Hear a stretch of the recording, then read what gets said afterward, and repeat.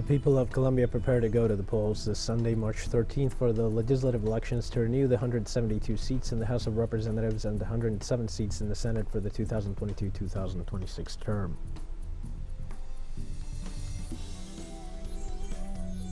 On Friday, Russian President Vladimir Putin held a meeting with Russia's Security Council in which he addressed the issue of mercenaries arriving in Ukraine. Recent reports by the World Health Organization describe as alarming the over 450 million people infected so far by COVID-19 around the world.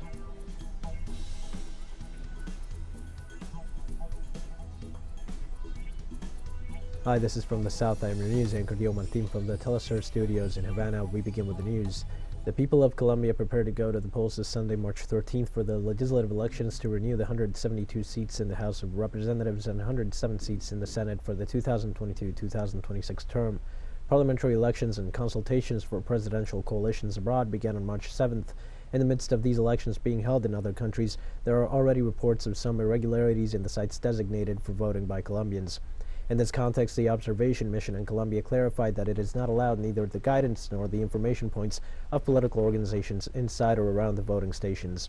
Meanwhile, specialists and human rights organizations have pointed out that the electoral process in Colombia has also been marked by the deepening of violence, as well as the systematic persecution of social and indigenous leaders and farmers and signatories of the peace agreement.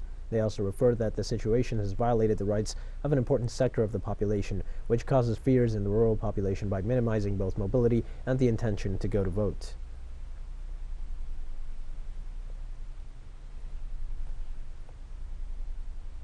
The Venezuelan government confiscated nearly 80,000 liters of gasoline and several tons of strategic materials which had been stolen by criminal gangs for resale in the black market. Venezuela's Attorney General Tarek William Saab declared that out of the 439 people detained, 326 have received jail sentences, 96 precautionary measures, and 17 were released. Mr. Saab also announced that so far this year the authorities seized 4,423 meters of wire, 79,300 liters of fuel, 22,000 kilograms of aluminum, more than 138 kilograms of copper, and over 213,000 kilos of scrap metal. The Attorney General emphasized that these criminal acts damage the nation's patrimony and heritage and jeopardize the fundamental rights of the Venezuelan people.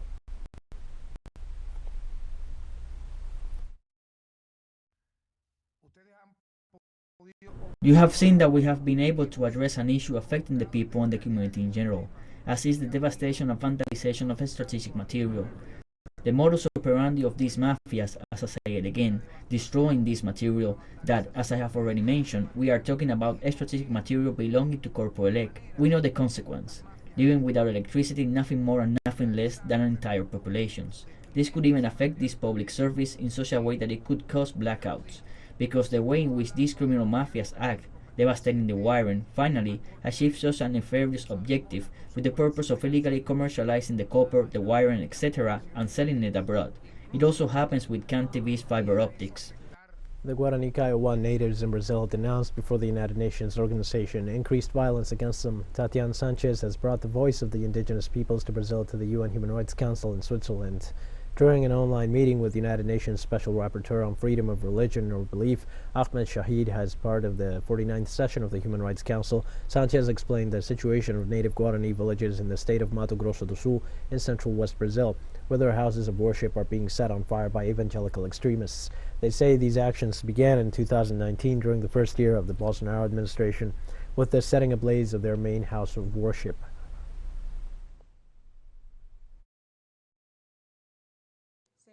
Mr. President, as a Kiowa indigenous, I come to this council to denounce the systematic increase in violence against our millenary belief.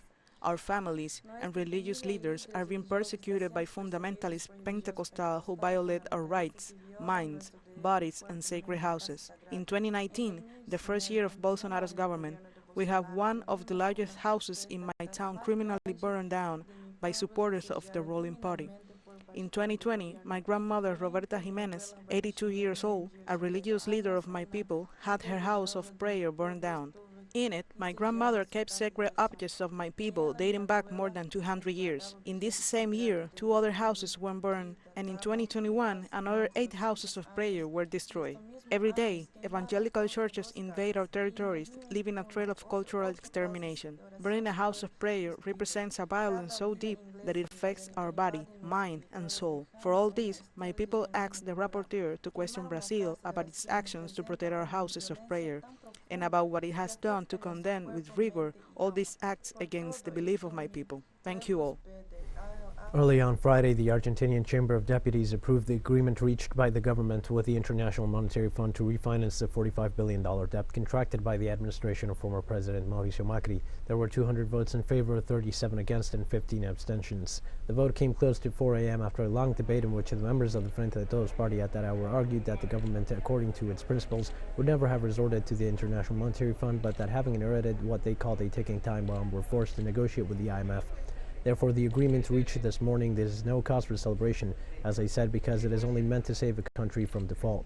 Meanwhile, it was rather interesting to watch the level of detachment that transpired from the arguments made by the deputies from the opposing party Juntos por el Cambio, which is Macri's party, the one responsible for the present situation. Although the debates were heated, no amendments were made to the original deal.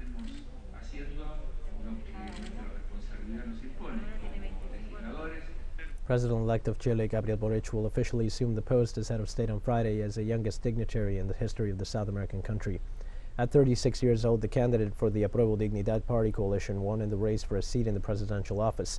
He will now succeed Sebastián Piñera, under whose government Chile has seen many human rights violations and an advance in neoliberal policies that hampered social care programs, education, and labor rights. Boric met Piñera in the Hall of Honor of the National Congress in Valparaiso as part of the activities to mark the transition of powers, which was set for noon local time. By that time, Boric was at the center of a swearing-in ceremony. The presidents of several Latin American countries, such as Colombia, Peru, Uruguay, Brazil, Mexico, and the Dominican Republic, appear among the guests of the event. At 6 p.m. local time, Boric will move out to La Moneda Palace in Santiago, and by 7 p.m. he will deliver a presidential message from the Plaza de la Constitución Square.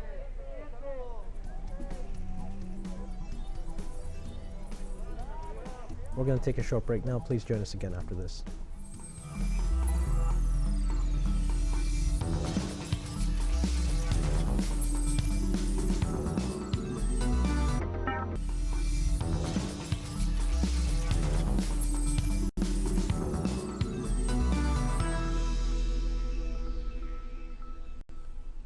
Hi, and welcome back to From the South. The municipal president of the Mexican city of Aguililla, Cesar Valencia Caballero, was assassinated Thursday in Michoacán, the country's Middle West.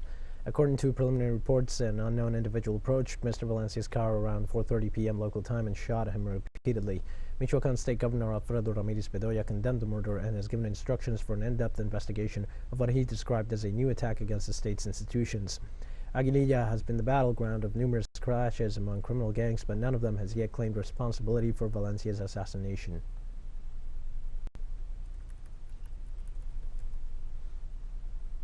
The president of Panama, Laurentino Cortizo, on Friday approved a law establishing the creation of the Autonomous University of Indigenous Peoples in the Ngabe-Bugle region, northwest of the capital. The head of state reaffirmed the initiative approved in the parliament on March 3rd, aimed at strengthening the educational system of native peoples at a higher level while creating new educational opportunities.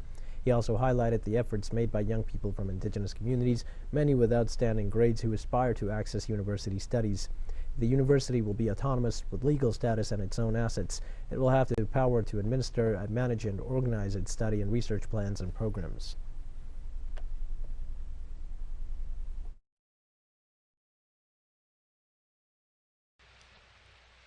The President of the Republic, Laurentino Cortizo Cohen.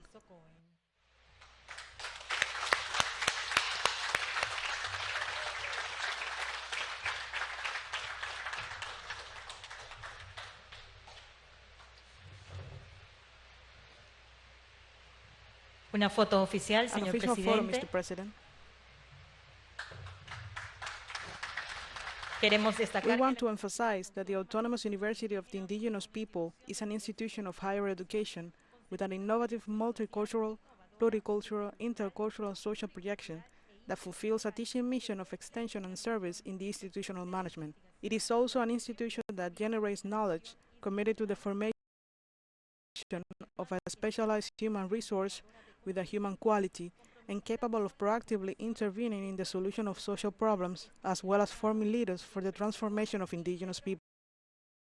It is important to emphasize that teachers, students, and administrative personnel will have access to this university without the distinction of ethnicity, creed, political affinity, sex, or nationality.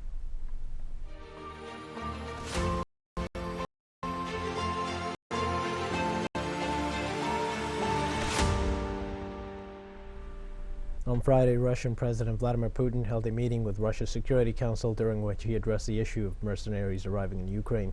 President Putin said that the West is overtly sending mercenaries to Ukraine bypassing international law. He said Russia may be open to accepting volunteers who want to support the people in the Donbass region by joining Russia's special military operation there. Russia's Defense Minister Sergei Shoigu said that they have already certified at least 16,000 requests from volunteers who want to go to the republics of Donetsk and Luhansk, mostly from the Middle East.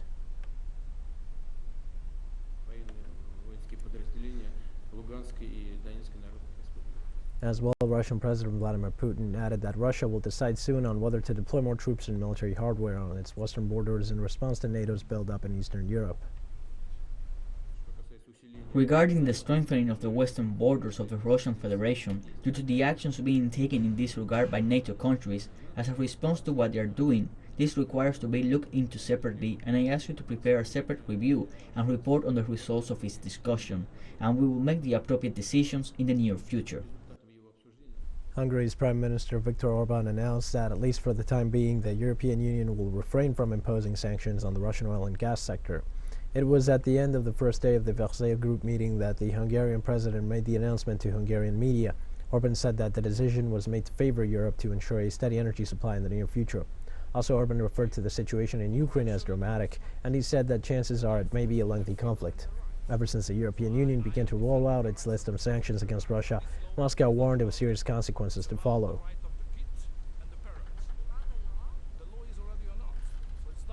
The Russian embassy in the United States demanded that the Biden administration put an end to Meta's extremist activities after the social media conglomerate allowed calls for violence against Russian soldiers enrolled in the Ukrainian conflict to be posted on Facebook and Instagram. The Russian embassy says that the actions by this company, which is chaired by Mark Zuckerberg, are a clear evidence of an information war without rules declared against Russia. They say that Meta has become another soldier of the media machinery of the elites of the West.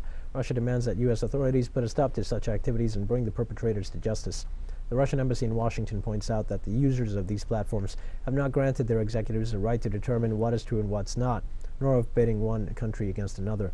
Meta spokesman Andy Stone had said that his company will temporarily allow violent forms of political expression and speech, such as death to Russian invaders, but will not tolerate calls for violence against Russian civilians, adding that platform users will also be able to praise the Azov Battalion, a neo-Nazi unit part of the Ukrainian National Guard.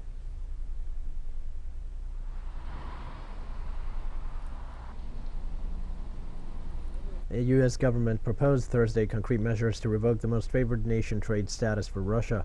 The measures might open the door to impose tariffs on Russian imports in the United States.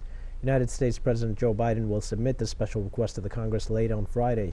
The measure is intended to be implemented in coordination with the rest of the G7 members and the European Union. The most favored nation trade status is one of the fundamental principles of international trade. Canada and Ukraine have already adopted a similar decision.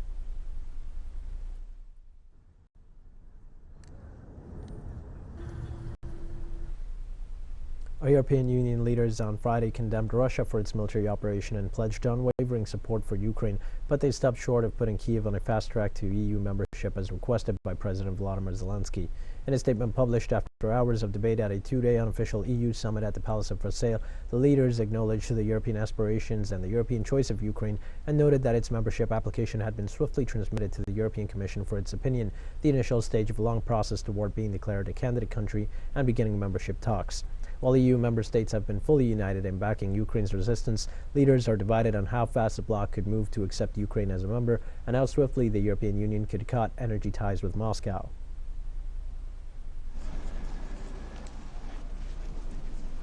And the United Nations Security Council will hold an extraordinary meeting on Friday at Russia's request to discuss the United States' biological military activities in Ukraine.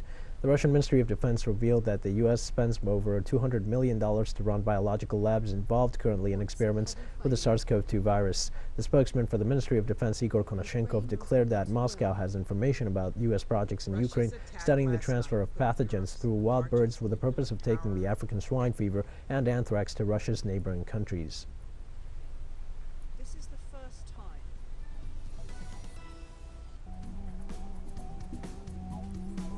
There's more news coming up after a short break. Please stay with us.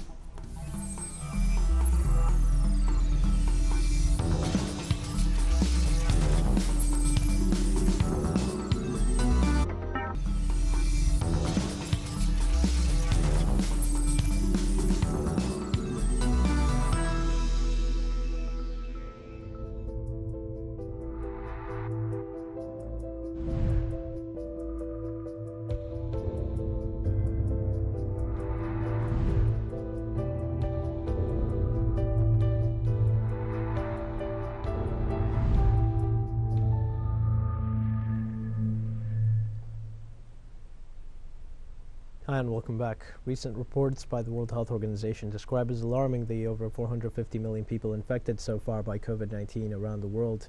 Europe leads the stats with more than 185 million cases, followed by the Americas with over 148 million.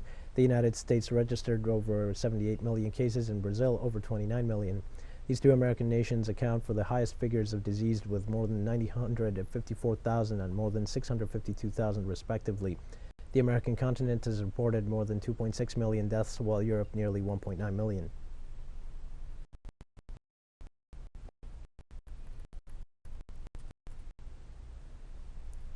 The diplomacy forum kicked off in Antalya, southwest of Turkey, where world leaders and heads of government and state are meeting to discuss pressing regional and global issues. Undoubtedly, the situation in Ukraine will be front and center and can be anticipated by the fact that NATO Secretary General Jens Stoltenberg is attending this forum. The Foreign Minister of Turkey, Mevlut Cavusoglu, opened the meeting, and Turkey's President Recep Tayyip Erdogan delivered the keynote opening speech. The event has drawn more than 2,500 participants, including heads of state and government, ministers, diplomats, business leaders, academics, and representatives from civil and political organizations. From today until next Sunday, March 13th, they will be debating on such issues as democratic governance, energy security, artificial intelligence, racism, the fight against disinformation, and climate change, among other issues. Prior to the start of the forum, some important meetings have already taken place, like that of Russia's Foreign Minister Sergei Lavrov with his Ukrainian counterpart Dmitry Kuleba, and that of Venezuela's Vice President Delcy Rodriguez with the Turkish Foreign Minister Mevlut Cavusoglu and with Russia's top diplomat Sergei Lavrov.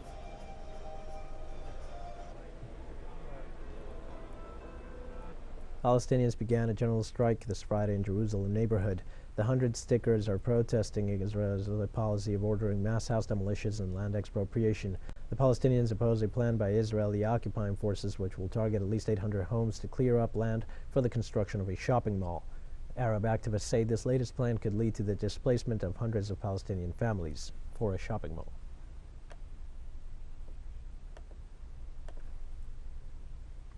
Egypt faces a complex economic situation as inflation reaches 10% this month, the highest figure in 3 years. The National Statistics Agency said this is the highest percentage registered in the country compared to last year's 4.9%. They said the current figure exceeds the limit established by the central bank of 7%. This is an increase due to hikes in food and prices. According to the experts, will also say inflation will grow in the coming months because the conflict in Ukraine is driving raw materials and food prices high worldwide.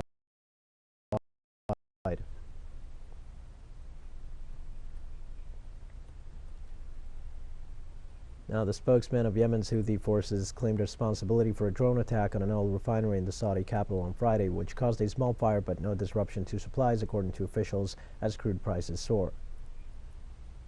Our military forces have carried out the first widespread military operation to break the blockage in Sana'a and Hodeidah port using night drones. As follows: we have hit the Aramco refinery in the enemy's capital of Riyadh using 3 drones type Samad-3. We have also targeted the Aramco refinery in Jizan and Aba and other sensitive sites using 6 drone type Samad-1. We promise the people of faith, patience, and jihad that we will not hesitate to respond to the unfair siege and that we will stay on high alert to carry military operations in response to the ban on the entry of oil derivative into Sana'a. 11 years have passed since a massive earthquake and tsunami hit Japan's northern Pacific coast in 2011, which was followed by a meltdown at the Fukushima Daiichi nuclear power plant. The tsunami killed more than 15,000 people and devastated the northern coastal regions. A magnitude 9.0 earthquake on March 11, 2011 triggered a tsunami 17 meters high that slammed into the coastal plant, destroying its power supply and cooling systems and sending reactors number 1, 2, and 3 to melt, spewing massive radiation all across. 3 other reactors were offline and survived, though a 4th building suffered hydrogen explosions. Japanese Prime Minister Fumio Kishida attended a memorial service in Fukushima Prefecture, where they observed a minute of silence at the exact time when the earthquake struck.